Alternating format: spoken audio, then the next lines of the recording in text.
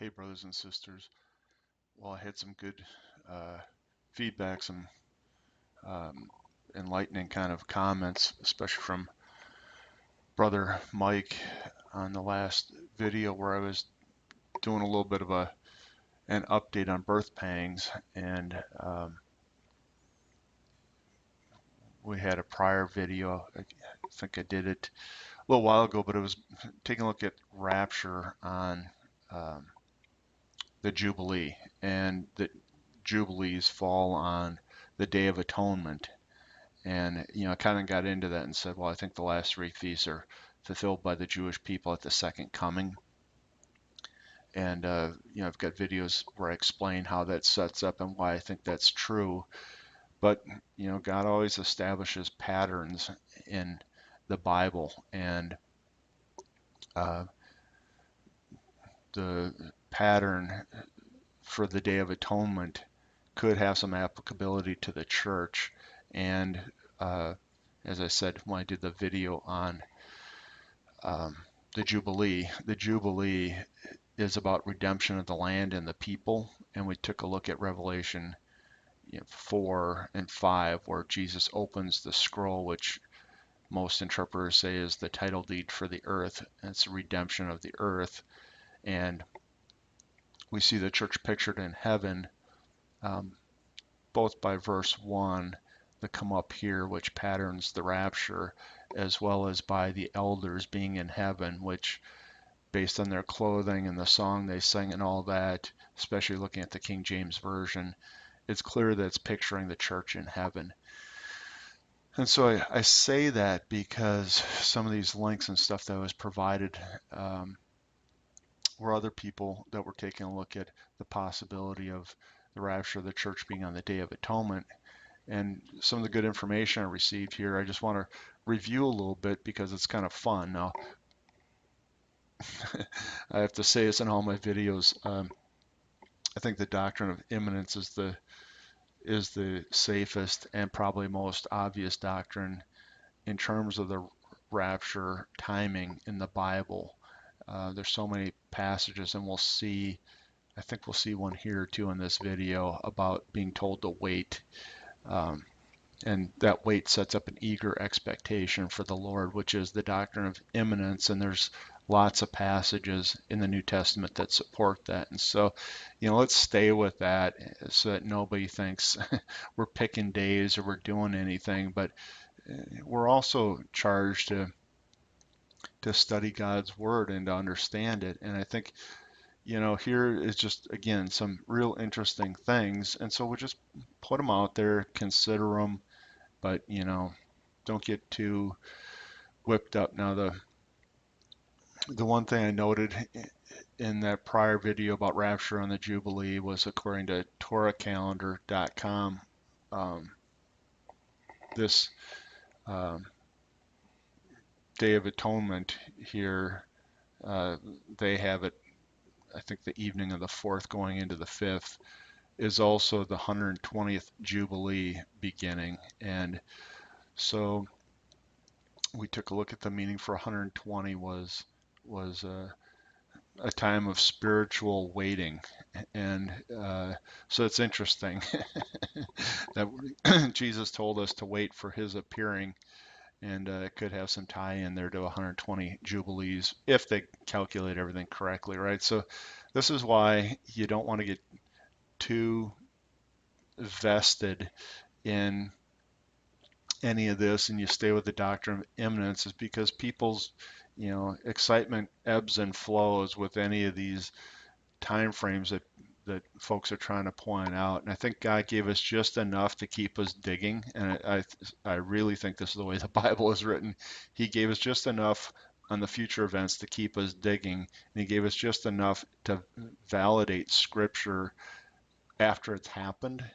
But since these things we're talking about are yet to happen, we're kind of in that digging mode. Okay, so hang on to things loosely. Otherwise, you get yourself, spun up, and then you'll ramp down if it doesn't play out. So just hang on to this loosely, but I think it's worth showing. So let's look in Hebrews 9 here.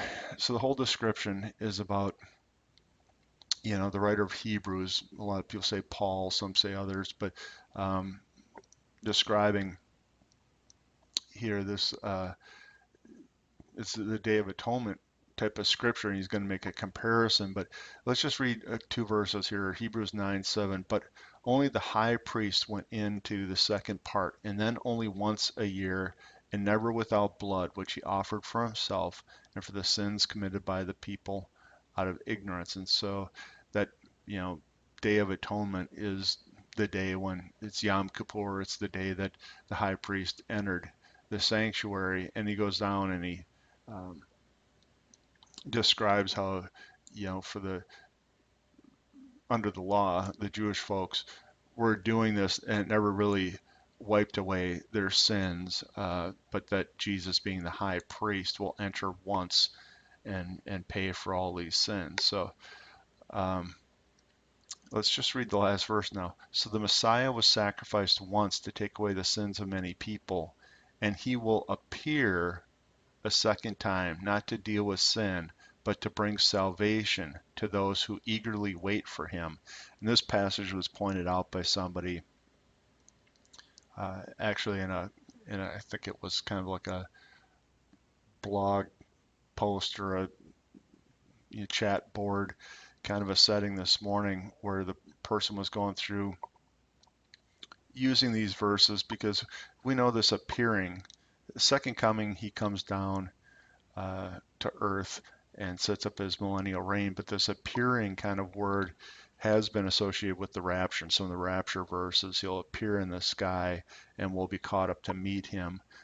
So that's interesting. And then this eagerly waiting for him is also the doctrine of imminence type of language. And it's here in Hebrews 9 where the Day of Atonement's being described. So I was kind of curious about that.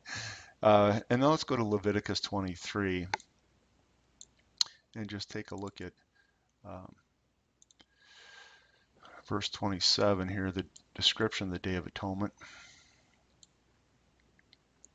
However, on the 10th day of this 7th month is the Day of Atonement. It is a sacred assembly for you. Humble yourselves and bring an offering made by fire to the Lord. So it's a sacred assembly. And boy, a long time ago, I did a video where I was taking a look at the different dispensation changes, and they occur with a solemn assembly, a holy convocation. And so it sure looks like the Day of Atonement could be a day of holy convocation, a sacred assembly. And a little bit further down here, let's read now 23, verse 39. This is further uh, pronouncement about what to do now in terms of this feast of ingathering, which occurs on the 15th day. So it's after the Day of Atonement. You've got the feast of ingathering, which is also tabernacles. So tabernacles is described first, but then it repeats and says, on the 15th day of the 7th month, when you've harvested the produce of the land, you are to observe a feast of the Lord for 7 days. The first day is to be a Sabbath rest, and on the 8th day is also to be a Sabbath rest. Well, what's really cool about that is, we see banqueting in heaven, and we're going to go take a look at that passage. But this feast, the feast that's being celebrated, is the feast of the harvest of the produce. And according to the feast schedule in Israel, this is the feast of the ingathering of fruits. So it's the olive and the fig and the grape, the harvesting. And it just and nuts and other things get harvested at this time, and I think actually the last of the wheat harvest comes in at that point. So I'm not going to overplay this, but um, it just reminded me of in the Old Testament and then into the New, the Jewish people were considered first the fig tree, and then there, they were painted as, in the vineyard of God, and they were also pictured as the olive tree, and we see that again in the New Testament, where the root of the olive tree has the branches grafted in. Right here, we in Romans 11:17, we are the wild olive branches that got grafted into the root. And I was doing some studying on these three things: um, the fig tree, and the olive, and the vine, because of that picturing. And they all picture, through the Old Testament, Israel. And I went into some commentary in the Blue Letter Bible. I'm not sure which one of the commentators wrote it, but he was basically showing how, um, one was picturing spiritual connection for Israel. One was, I should even bring this up. It was three different aspects of God's connection with the Israel people. And, you could say that there was an expectation of the production of fruit through them. And so when we get to the New Testament, um, we see some other interesting picturing now. Jesus is the vine and we are the branches in John 15. And in Romans 11, we are the wild olive branches being grafted into the root. And um, the verse before it says that it makes us pure or clean from that grafting onto the root. And then we get this series of interesting things now. In Luke 13:6, we see the parable of the fig tree um, not producing. Let's go take a look at Luke 13:6, just so you see what I'm digging into here. Jesus told them a parable. A man had a fig tree that had been planted in his vineyard. He went to look for the fruit on it, but didn't find any. So he told the gardener, "Look here, for 3 years I've been coming to look for fruit on the tree, but haven't found any. Cut it down. Why should it waste the soil?" But the gardener replied, "Sir, leave it alone for 1 more year until I dig around it and fertilize it. Maybe next year it'll bear fruit. If not, then cut it down." And this is, interesting, because that's just what happened. Is Jesus walked the earth for 3.5 years, and then we see an actual fulfillment to this little parable, if you want to say, in Mark 11. And I'm sure everybody's kind of familiar with this, but let's just go with it here. Jesus, seeing in the distance a fig tree covered with leaves, he went to see if he could find anything on it. When he came to it, he found nothing except leaves, because it wasn't the season for figs. So he told it, "May no one ever eat fruit from you again." Now the disciples were listening to this, and it comes back, and basically the fig tree is dead. Um, and then we have in Luke 17:6, if you have, this is a pretty famous passage. The Lord replied, "If you have faith the size of a mustard seed, you could say to this mulberry tree, be uprooted and planted in the sea, and it'll obey you." Now, if you guys remember, I did a video called Luke 17 Revisited. And it depends on which version you're looking at. Now, if we go to King James here, um, you see something a little bit different. If you have faith of a grain of mustard seed, you might say to this sycamine tree, be plucked up by the root and be planted in the sea, and it should obey you. Now, what got me going on that one was actually sycamine is a false fig tree.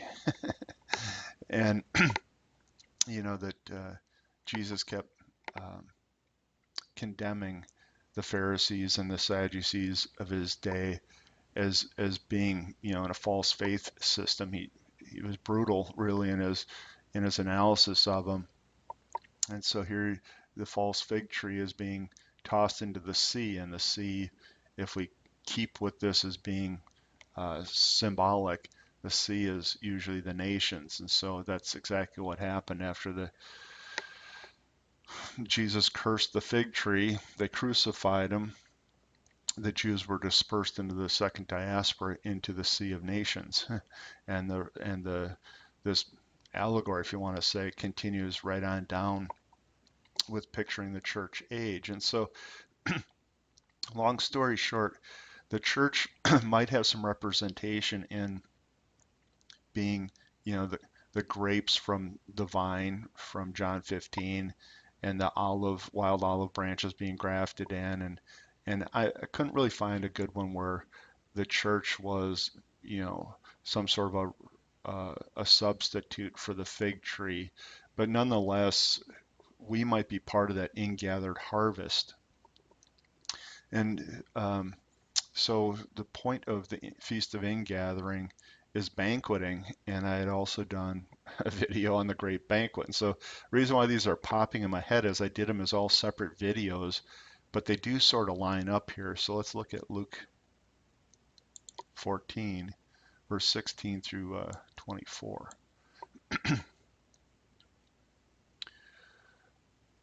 And then he said unto them, a certain man made a great supper and bade many, and sent his servant at supper time to say to them that were bidden, come, for all things are ready now. And they with all one consent began to make excuses. First he said unto them, I have bought a piece of ground, and I must needs go see it. I pray that you excuse me. And another said, I have bought 5 yoke of oxen, and I go to prove them. I pray you may excuse me. Another said, I have married a wife, and therefore I cannot come. So the servant came, showed the Lord these things. Then the master of the house, being angry, said to his servant, go quickly into the streets and the lanes of the city, and bring hither in the poor, the maimed, the halt, and the blind. And the servant said, Lord, it is done as thou hast commanded, and there is yet room. He said, go unto the servant, go into the highways and hedges, and compel them to come in, that my house may be filled.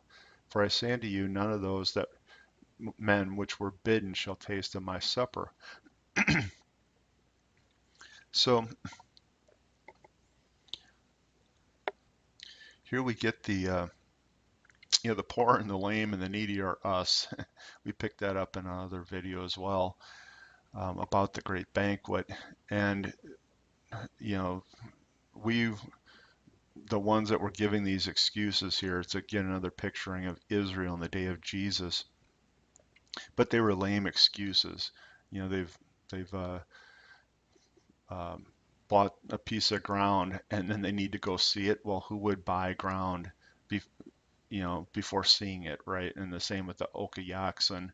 You buy 5 oxen, and then he goes to see if they're any good. So they're lame excuses for not coming when they were called. And so then you get all of us characters the church called. And the point they did in this video was this is a great supper and it's picturing the church. And so is it kind of interesting that we go from this solemn assembly, and actually another brother, Barrel 49, noted that the trumpets start blowing on Rosh Hashanah, but they don't finish till the Day of Atonement. So the last trump would be on Day of Atonement. uh, and it's a sacred assembly. And after the harvest is brought in, right? This is Feast of Ingathering now. We learned this in Leviticus 23. After the harvest is brought in, which might picture the church here in the New Testament with us being potentially the branches of the vine from Jesus and the wild olive branches, then there's a great banquet. And a lot of people look for the wedding supper of the Lamb, but we know the wedding supper of the Lamb from Revelation 19 and from the um, Jewish wedding custom happens in the house of the bride, and that would be down here on earth, whereas the great banquet is in the house of the Father, which we see here. And so, yes, there's great banqueting in heaven, and it's tied to the wedding, but it certainly could be that what we get with first the Day of Atonement potentially representing the rapture as a solemn assembly in the last trump, you see then the feast that we're commanded to hold. And now again, we're the feast of the, you want to say unworthy fruit, but but uh, you do see this great banquet in the house of the Father being pictured here in Luke. Luke being written more to the Gentile, and so these things do kind of tie together. Just want to thank everybody for the notes they left me in the last couple of videos here. It was extremely helpful and it was very fun because it sort of wove a thread between some of the other videos I had been doing and put it into this context, which I thought was really interesting. Now, I do think that the Day of Atonement, Feast of Ingathering, there is the final fulfillment, and that's at the second coming. And I guess you could go with this because we know the natural branches will be grafted back according to the, in Romans 11 here it says that.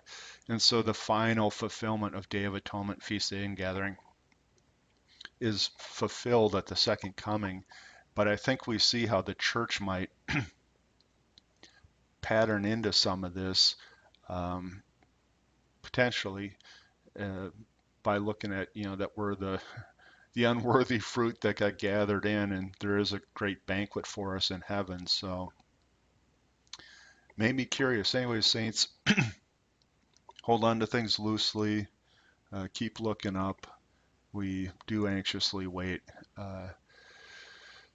for Jesus to appear and us to be caught up together with him. And if you're brand new to Christianity or to end times videos, whatever, and some of this didn't quite make sense, you know, now is the day of salvation. Message me if you want.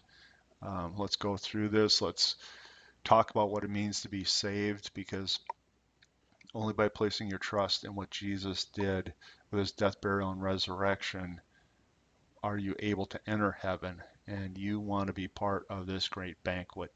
So let me know if you have any questions on that. Just click the About in YouTube here and send me a private message.